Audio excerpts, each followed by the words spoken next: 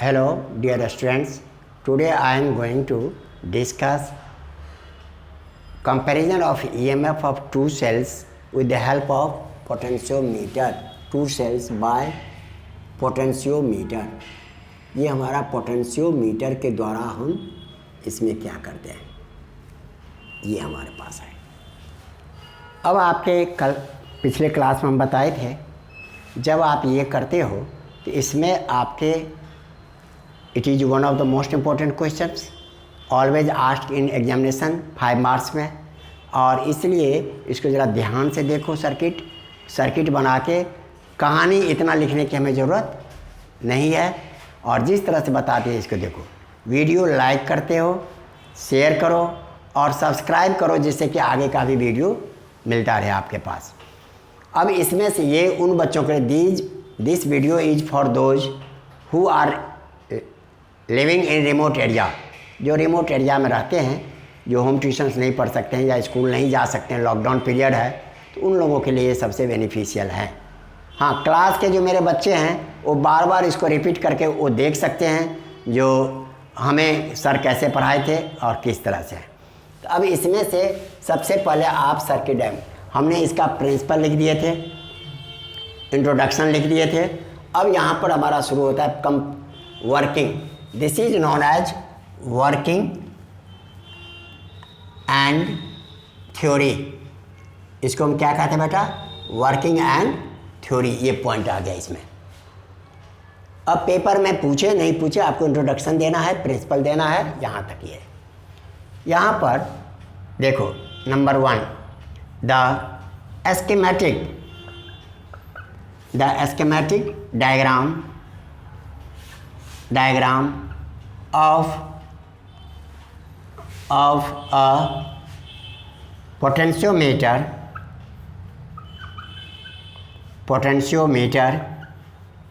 used to compare EMF of two cells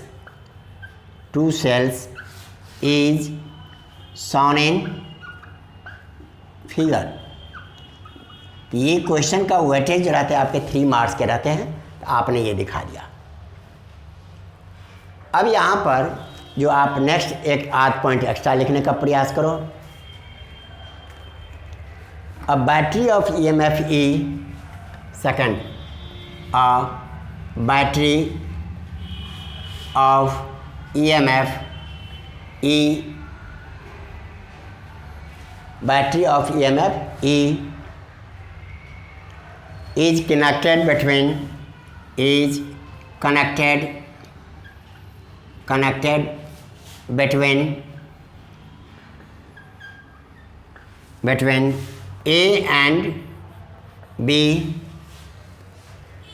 and B with rheostat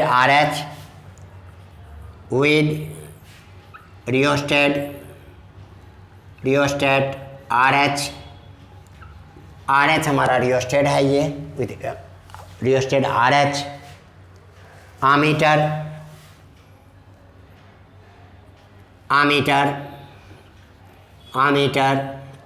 A1, ये सारे के सारे कंस्ट्रक्शन में आ जाते हैं। A1 and K in series, ये सीरीज में लगा हुआ है। This is called auxiliary circuit.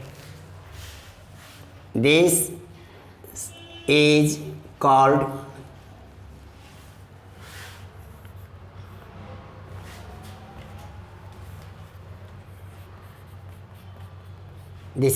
Auxiliary circuit. बेटा यहाँ तक आप, ये आपको कहता है सर्किट एक्सप्लेनेशन में, ये आपने नोट कर दिया। इसके बाद जैसे हैं हमारे पास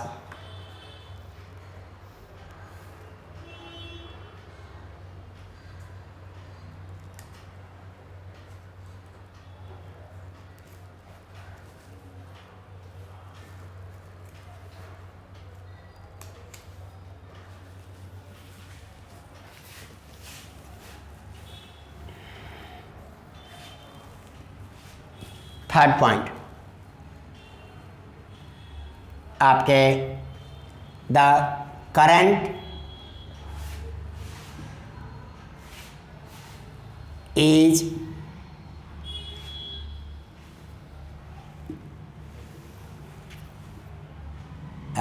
देखो द क्लोजिंग की के क्लोजिंग की के the amount of current is adjusted in auxiliary circuit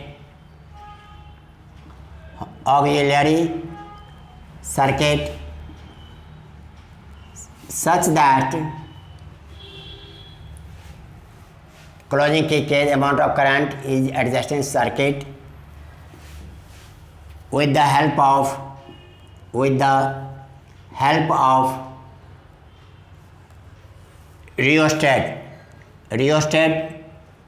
rheostat such that the fall of potential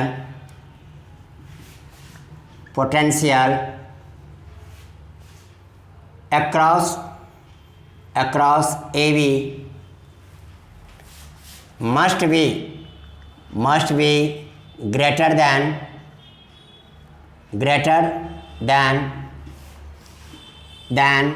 the EMFs to be compared.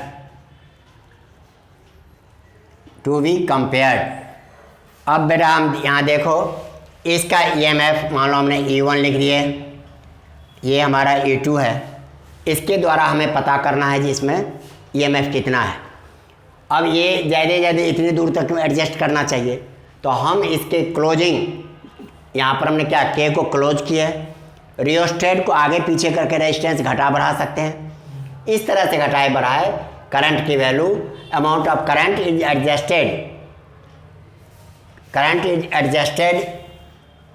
adjusted in auxiliary circuit with the help of resistor such that fall of potential across AB, इसके कारण यहाँ से यहाँ तक का voltage must be greater than E1 E2।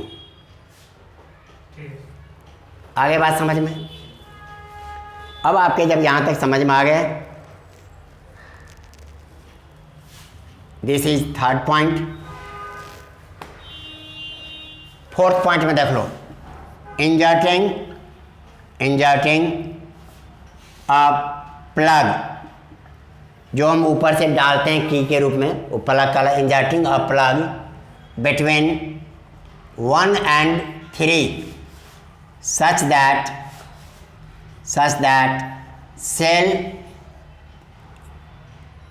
cell E1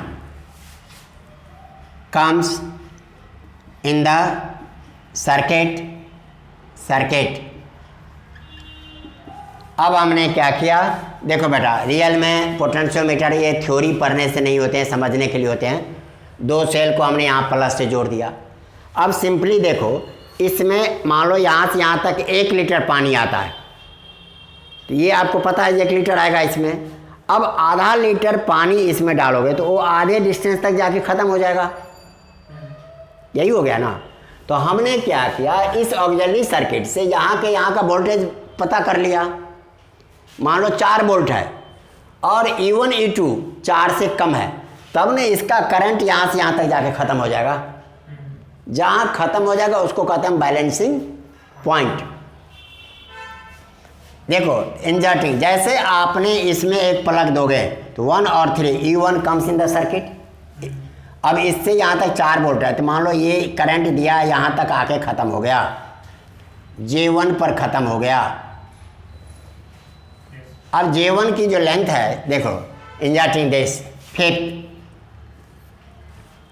अब आपके now balancing point is obtained at J1 so that AJ1 equal to हमने L1 लिख लिए, और पोटेंशियोमीटर बताया that is E1 equal to K into L1। ये potentiometer constant है। 6 point में देखो, 6 पॉइंट में now plug is removed from 1 and 3 and it is inserted between 2 and 3 so that cell E2 comes in the circuit, and 7th, now the balancing point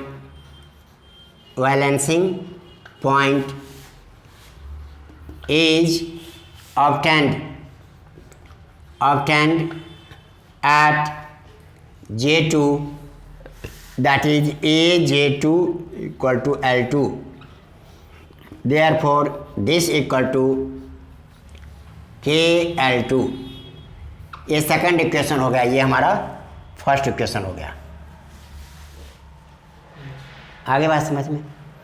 अब ये आपके बहुत ज़्यादा लंबा नहीं है, बहुत छोटा भी नहीं है, इतना लिखना ज़रूरी है। अब यहाँ पर देख लो बेटा, यहाँ तक समझ में आ गया। कोई प्रॉब्लम किसी को? रब करूँ, इसको हटाना पड़ेगा स्पेस के लिए, या इधर आप लिख लिए? लिख लिए तो पहले इसी को हटाओ, इसी से काम चल जाएगा।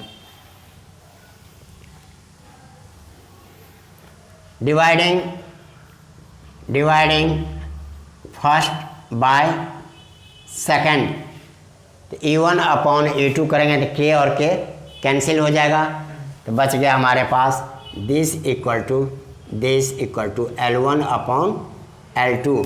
मुझे बाकी इसके वोल्टेज किसका कितना है इस सब से कोई लेना देना नहीं है। हाँ, इतना होना चाहिए इससे इसकी वोल्टेज कम हो। अब ये करंट यहाँ तक जाके बंद हो गया। बैलेंसिंग पॉइंट का मतलब होगा galvanometer shows no zero deflection. अब इस तरह से हमारा, अब आप यहाँ लिख दोगे knowing the value of L1, L2 and E1 we can determine E2। अब हमें ये 3 मालूम है तो चौथा निकाल लेंगे हम। आगे बात समझ में। अब इन क्वेश्चन के बाद यही वर्किंग थ्योरी है पूरा, इससे ज़्यादा लिखने की कोई ज़रूरत नहीं, क्योंकि 3 मार्क्स के क्वेश्चन सही है। हाँ, अब इसमें टेल क्या जोड़ देगा? प्रिकॉशंस। तो प्रिकॉशंस में हम क्या लिखें? रब कर लिए इसके। अब यहाँ पर कहता है, एक तो सारे प्रिकॉशन मुझे याद नहीं है क्या करें नहीं करें। आप simply connection must be tightened, connection जहाँ भी करते हो पूरी तरह से टाइट होना चाहिए। नंबर 1, कनेक्शन से पहले जो कॉपर वायर हम जोड़ते हैं उसको रब कर देना चाहिए, क्योंकि कॉपर के ऊपर एक इंसुलेटर का मीडियम रहता है, तो करंट आपको स्लो नहीं करेगा, तो आप उसको साफ कर दो। अब इसी में देखो, current in wire for driving cell must be kept constant. Next topic इसी में आप देख लो।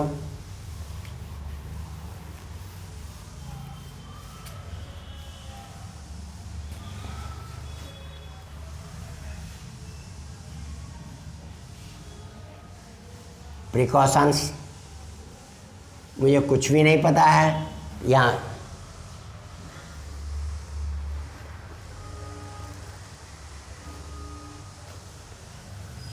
The current of auxiliary circuit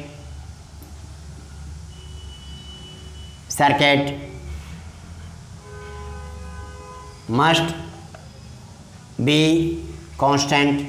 ऊपर वाले डायग्राम का करंट कांस्टेंट होना चाहिए, घटेगा बढ़ेगा तो होगा। ऑल कनेक्शंस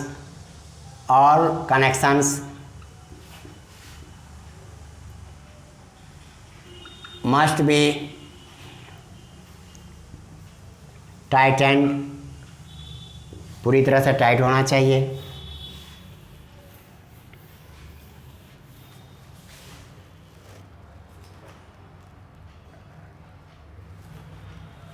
थर्ड, आप वायर को जॉकी का ऐसे करते हो। The jockey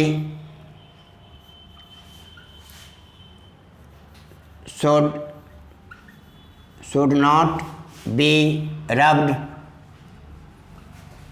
with wire of potentiometer. अब इतने टॉपिक्स आपके आ जाते हैं तब जाके पूरा होता है।